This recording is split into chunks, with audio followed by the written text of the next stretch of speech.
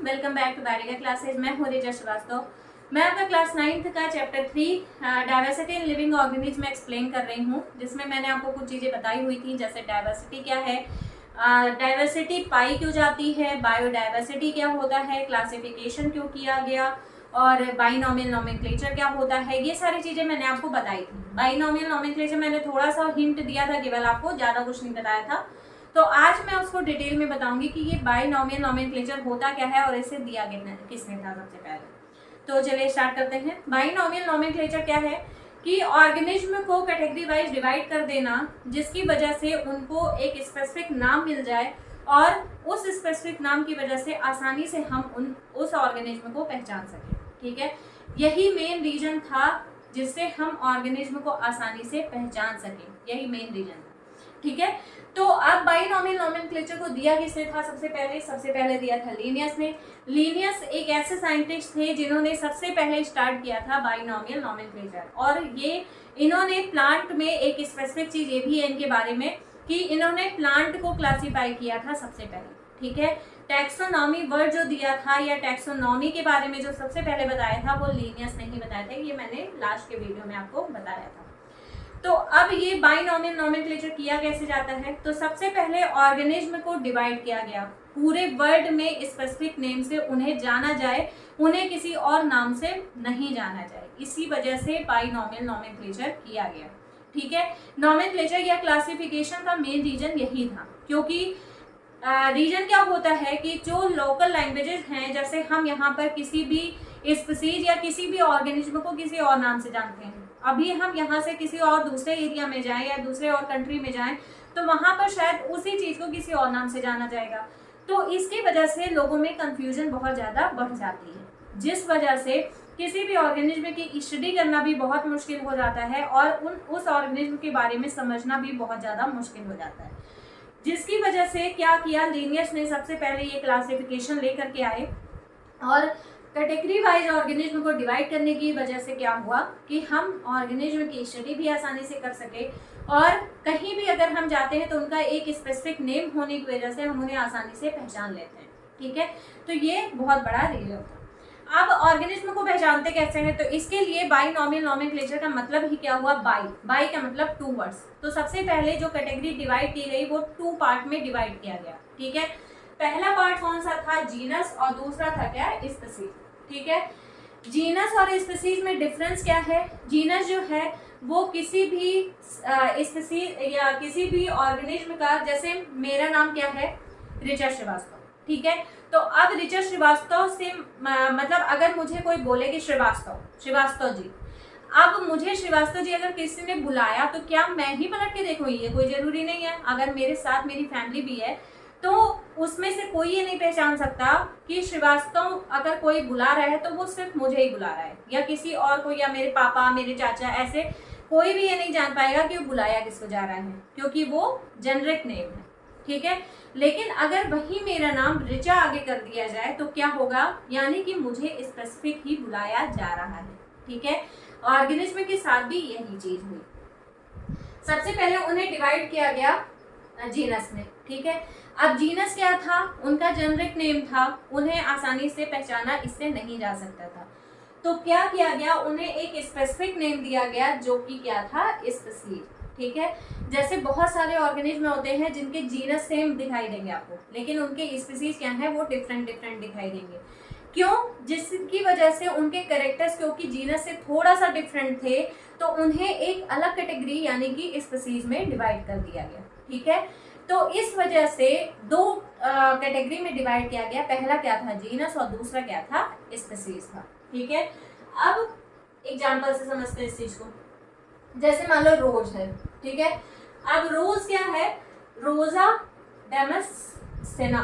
ठीक है, ये एक स्पीसीज हो गई इसकी। दूसरा क्या है, रोजा कैनिना, ये दूसरी स्पीसीज हो गई। तीसरा क्या है, रोजा रुगोसा, ये तीसरी स्पीसीज हो गई। हैं तो सारे रोज ही, लेकिन सब क्या हैं, सब अलग अलग हैं, स्पीसीज इनकी क्या क्या है, अलग अलग है। ऐसा इसलिए किया गया क्योंकि कोई जरूरी नहीं है, जैसे आपने रोज जो देखे होंगे वो अलग अलग कैटेगरी के देखे होंगे। कोई है जो बंच में खिलते हैं, कुछ है जिसमें लीव्स पेटल्स जो है वो कम निकलते हैं, ठीक है। इसी तरीके से इनको अलग अलग स्पीसीज में डिवाइड किया गया। तो अब है तो एक ही फ्लावर, लेकिन उसकी स्पीसीज क्या है, अलग अलग है, ठीक है। लेकिन उनका जीनस क्या है, सेम है, यानी कि उनका सरनेम क्या है, सेम है, लेकिन उनके जीनस क्या है, बिल्कुल डिफरेंट है, ठीक है।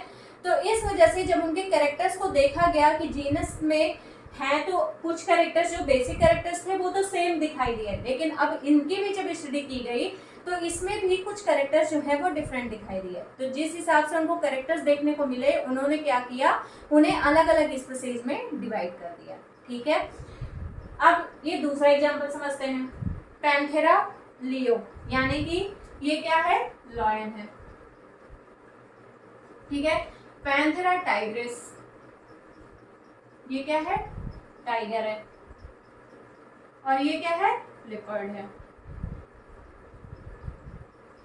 यानी कि हैं सारे जीनस एक ही, यानी कि सब किस में आते हैं, सब एक कैट की ही कैटेगरी में आते हैं। ये क्या होते हैं, एक कैट ही तो है ये, तो सब एक ही कैटेगरी में हैं, पैंथेरा पैंथेरा पैंथेरा। लेकिन इनके कैरेक्टर्स क्योंकि कुछ डिफरेंट होते हैं, इनको जब देखा जाए तो इनके बॉडी स्ट्रक्चर भी डिफरेंट होते हैं, बॉडी जो प्रिंटिंग होती है बॉडी की वो भी अलग होती है। जैसे लॉयन जो है वो अलग दिखता है, टाइगर अलग दिखता है, लियोपर्ड अलग दिखता है। इस तरीके से ये अलग अलग क्योंकि दिख रहे हैं, हमें देखने में भी अलग है, उनके कुछ कैरेक्टर्स भी अलग होते हैं, इसीलिए इनको अलग अलग स्पीसीज में रख दिया गया, ठीक है। तो यानी कि एक तरफ इनका स्पेसिफिक नेम है और एक तरफ इनका जेनरिक नेम है, ठीक है। जेनरिक नेम से क्या होता है कि ये एक ही तरीके के दिखाई देते हैं, लेकिन जब इनकी स्पीसीज आ जाती है तो यानी कि इनके कैरेक्टर्स क्या हो गए, थोड़े से डिफरेंट हो गए। इस तरीके से यहाँ पर बाइनॉमियल नोमेनक्लेचर दिया गया और ऑर्गेनिज्म को या स्पीसीज ऑर्गेनिज्म को क्या किया गया, अलग अलग कैटेगरी में डिवाइड किया गया, ठीक है। इतनी बात समझ में आई होगी आपको। अब कैसे लिखा जाता है जीनस और स्पीसीज को लिखा कैसे जाता है, ठीक है, इसका भी अपना एक अलग रूल है। इस रूल के अकॉर्डिंग ही इसे हम लिखेंगे जब भी लिखेंगे, ठीक है। कभी कभी ये पूछ लेता है एग्जाम में कि इसका बॉटनिकल नेम लिखे या इसका जूलॉजिकल नेम लिखे, तो उसको आपको लिखना होगा, लेकिन उसको परफेक्ट तरीके से लिखना होगा, क्योंकि अगर वहां पर जरा सा भी गड़बड़ी हुई तो तुरंत नंबर आपके कट जाते हैं। इसका रूल क्या है, सबसे पहले तो ये जो लिखने का तरीका है इनका वो इटैलिक में लिखा जाता है ये, ठीक है। इटैलिक मतलब क्या हुआ कि हल्का सा तिरछा, ये देखो मैंने लिखा है हल्का सा तिरछा लिखा है। जैसे मान लो अगर मैं अपना नाम लिखूं यहाँ पर, ये मैंने सीधा सीधा लिखा, लेकिन अगर मैंने जरा सा ऐसे लिख दिया तो ये क्या हो गया, इटैलिक हो गया, ठीक है। तो जब भी लिखा जाता है जीनस स्पीसीज यानी कि किसी भी चीज का जूलॉजिकल नेम या बॉटनिकल, देखो अगर किसी भी एनिमल्स का नाम दिया जाता है तो वो कहलाता है जूलॉजिकल नेम, और अगर किसी भी प्लांट का नाम दिया जाता है तो उसका दिया जाता है बॉटनिकल नेम, उसे बोलते हैं क्या, बॉटनिकल नेम, ठीक है। बॉटनी का मतलब होता है प्लांट, जूलॉजी का मतलब होता है एनिमल्स। तो अगर हम किसी एनिमल्स का स्पेसिफिक नेम दे रहे हैं तो उसे बोला जाएगा जूलॉजिकल नेम, और अगर किसी प्लांट का अगर हम स्पेसिफिक नेम दे रहे हैं तो उसे क्या बोलेंगे, बॉटनिकल नेम, ठीक है। तो ये हो गया सबसे पहला रूल, क्या हुआ कि इसे हम किस में लिखेंगे, इटैलिक में लिखेंगे, ठीक है। दूसरा क्या है कि जीनस का जो पहला लेटर होता है वो हमेशा कैपिटल होता है, ठीक है। पहला लेटर देखो मैंने हर जगह कैपिटल ही लिखा हुआ है, ठीक है। लेकिन स्पीसीज का जो पहला लेटर होता है वो हमेशा स्मॉल लेटर होता है, ठीक है, वो कभी भी कैपिटल में नहीं लिखा जाएगा, ठीक है। ये दूसरा रूल हो गया। तीसरा रूल क्या है कि हम जब भी जीनस और स्पीसीज का नाम लिखते हैं तो उसके नाम के नीचे क्या करते हैं, एक अंडरलाइन देते हैं, ठीक है। अंडरलाइन के बिना वो नाम अधूरा माना जाता है, इसीलिए ये एक रूल बनाया गया है कि जब भी हम किसी भी ऑर्गेनिज्म का स्पेसिफिक नेम लिखेंगे तो उसमें क्या करेंगे, हम उनके जीनस और स्पीसीज नेम के नीचे अंडरलाइन कर देंगे, ठीक है। ये इसका तीसरा रूल हो गया, ठीक है। तो ये स्पेसिफिक रूल है इसके। सबसे पहला रूल क्या है, हमेशा जो वर्ड्स लिखे जाएंगे वो इटैलिक होंगे, ठीक है। बीच में एक और रूल है कि यहाँ पर कोई भी कॉमा या फुल स्टॉप नहीं लगेगा, ठीक है। जैसे अगर मैं यहाँ जीनस और स्पीसीज लिखा है मैंने, तो यहाँ पर मैं कॉमा लगा सकती थी, लेकिन नहीं लगाया मैंने, क्योंकि यहाँ पर लगता ही नहीं है, कोई भी कॉमा फुल स्टॉप कुछ नहीं लगेगा यहाँ पर। ठीक है, पहला रूल क्या हो गया कि ये जब भी लिखा जाएगा तो इटैलिक में लिखा जाएगा। दूसरा रूल क्या है कि जीनस जो पहला लेटर होगा वो क्या होगा, कैपिटल होगा, और स्पीसीज का जो पहला लेटर होगा वो क्या होगा, स्मॉल होगा। जीनस और स्पीसीज के नेम में नीचे क्या करते हैं, हम अंडरलाइन करते हैं। कोई भी स्पीसीज और जीनस में जब भी हम लिखेंगे तो वहां पर क्या करेंगे, एक अंडरलाइन जरूर करेंगे। ठीक है, और ऐसा नहीं है कि अंडरलाइन हम बिल्कुल ये यूं स्ट्रेट खड़ी लाइन खींचते हुए चले गए, ऐसा नहीं हो सकता। ठीक है, जीनस को अलग अंडरलाइन करेंगे और स्पीसीज को अलग अंडरलाइन करेंगे। ठीक है, ये इसका रूल है। फिर यहाँ पर कोई भी कॉमा फुल स्टॉप नहीं लगता। ठीक है, ये इतने इसके स्पेसिफिक रूल है। अब उसके बाद जब क्लासिफिकेशन किया गया,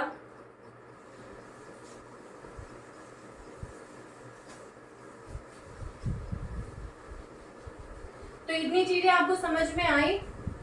बाइनोमियल नोमेनक्लेचर होता क्या है? बाइनोमियल नोमेनक्लेचर का मतलब क्या हुआ कि किसी भी स्पीसीज, किसी भी ऑर्गेनिज्म को उसका एक स्पेसिफिक नेम देना, जिसकी वजह से पूरे वर्ल्ड में हम उसे एक ही नाम से जान सकें। यानी कि उसे हम डिफरेंट नाम से अगर जानेंगे तो क्या होगा, उसकी स्टडी करने में हमें बहुत प्रॉब्लम होगी। इसीलिए इसका एक स्पेसिफिक नेम दिया गया ताकि हम आसानी से उसे पहचान सकें कि वो कौन सा जीनस है, कौन सा स्पीसीज है। ठीक है, दो वर्ड्स में क्लासिफाई किया गया, पहला क्या था, जीनस, और दूसरा क्या था, स्पीसीज।